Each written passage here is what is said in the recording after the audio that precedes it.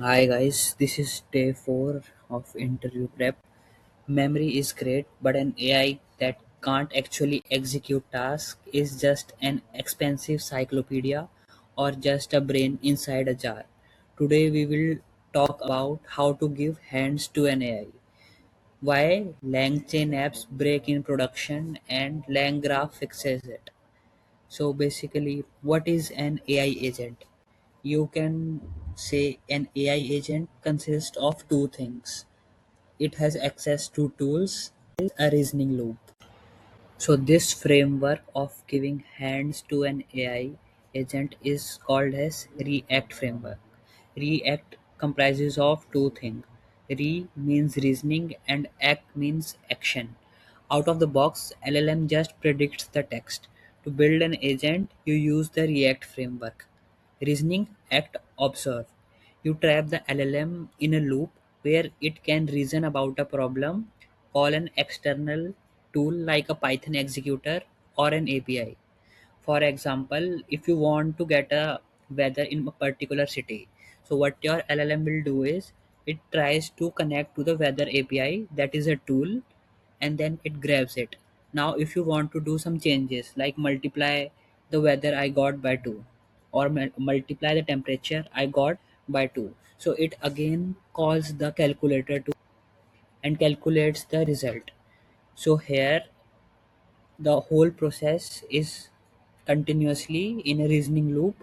It turns a chatbot into an actual worker. The extending capabilities enables LLMs to access live APIs, database and query execution, and secure code sandboxing and various code executor to debug your code.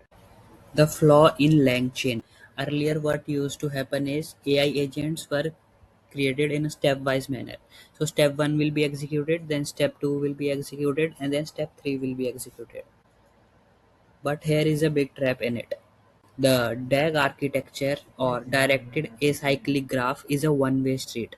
If step A goes wrong, then automatically the pipeline is broken and like messy code is passed on to step B. The fatal flaw here is fragility. If an agent writes bad code in step A and the executor fails in step B, the whole pipeline crashes. It can't go backwards to fix its mistake. So we can earlier it was a zero chance of recovery. Even a small syntax error or just a semicolon would create an error and the whole pipeline would crash. So that's why we stopped using lang chains and shifted towards lang graphs. So this is the reason why the industry shifted towards LangGraph. It treats the application like a state machine and introduces cycles. Because the graph can loop backwards, you can build self-healing systems. If the code execution fails, the system crashes. The system catches the error, updates the share state, routes it backward to to the coding agent, and says fix this. I'll try to explain this with the help of an example. Basically, what a state is, think of it like a shared global dictionary or a central whiteboard. Every node or agent in the graph can read the whiteboard, do some work, update the whiteboard. For example, node 1 or the coder reads the user request from the state, writes a Python script, and saves it to the state. The executor or node 2 reads the script from the state and it tries to run it in a Docker container. It fails, it throws a syntax error. The cycle, instead of crashing, executor saves the error message to the state and routes back flow to the node 1. Node 1 then wakes up, looks at the state, sees its original code and the error message.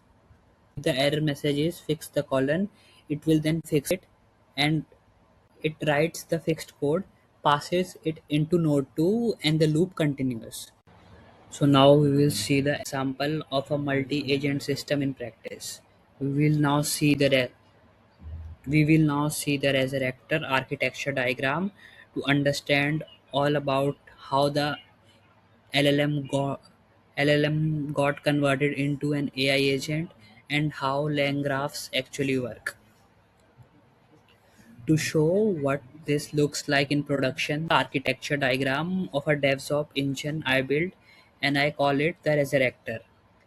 In a standard CI/CD pipeline, if a test fails, the entire pipeline breaks. A developer gets paged and the deployment stopped.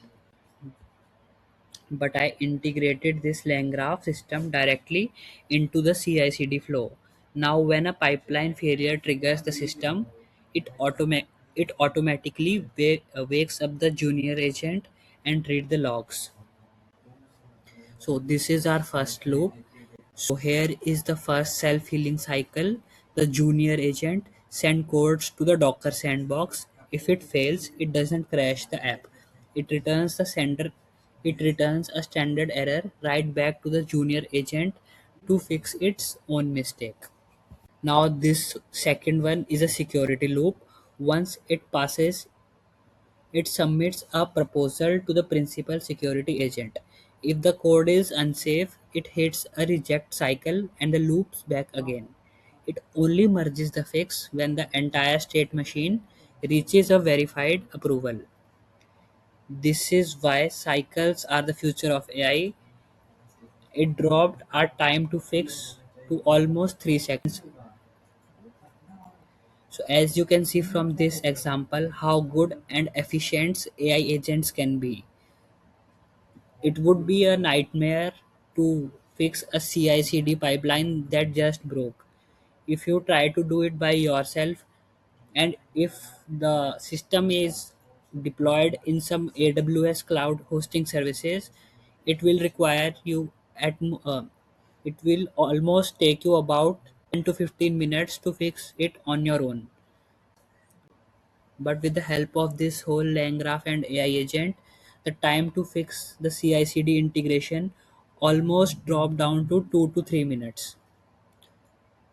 That's it for day 4. Now we'll meet on day